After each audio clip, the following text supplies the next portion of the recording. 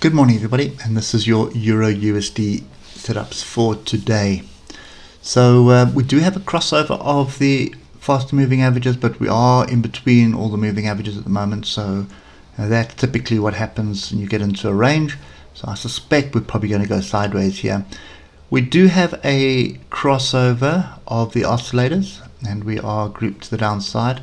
Not very overbought, or sorry, oversold, but definitely something brewing here, and strong move down. This could be some kind of a flag forming for another leg down. That's kind of the view that we've got at the moment. However, it is non-farm payrolls today, so I suspect this is more of a case of we're going to respect the following two levels. So it's going to be 109723 or 108910. Those are the two levels that I suspect we are going to respect, and then slap bang in the middle of it is this area here at 109298. Right, so if we start drilling down through the time frames, and 3 hour is your cue to hit that like button for us, you start seeing a bearish setup that is brewing. But non-farm payrolls, so I don't think anything's going to happen until non-farm payrolls this afternoon, unless somebody knows something, and somebody always knows something. But you can see we've had a pin bar rejection of 109723 already. Look at the oscillators, moved up, separated, and then we've gone sideways. Tails the upside, tails the downside.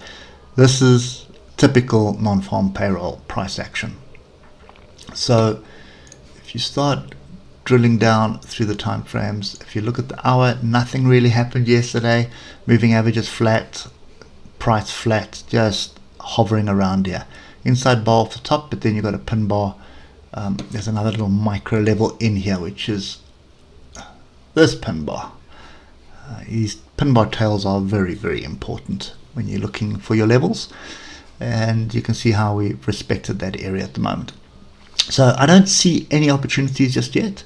I think you need to wait for non-farm payrolls, and even then I think I would be a little bit cautious about what direction we're taking. If you look at the 15-minute, you can see typical price action of all the indexes yesterday, and pretty much most of the dollar currency pairs is up and down, up and down, up and down, waiting for data. So I'm sitting on the sides. There's nothing really here. If we do get above 109723, I'd want to see a pullback and a retest and start building a base there. That would give me the cue for a move to the upside. But continuation to the downside is also something. So you could expect a break below 109298, pullback and come and reject any one of these tails to the left here. Too many of them to mention, but you can see them clearly. Reject any of those tails with a pin bar, inside bar, engulfing bar. That would set you up for the shorts, and your short target would probably be 108910. Now, from a weekly perspective, which just important to understand what the bears are trying to do. They had a pin bar. Okay, and they had a pin bar off a level, and that was 111071. They had a rejection up there. Oscillators are grouped, separated, and crossing over.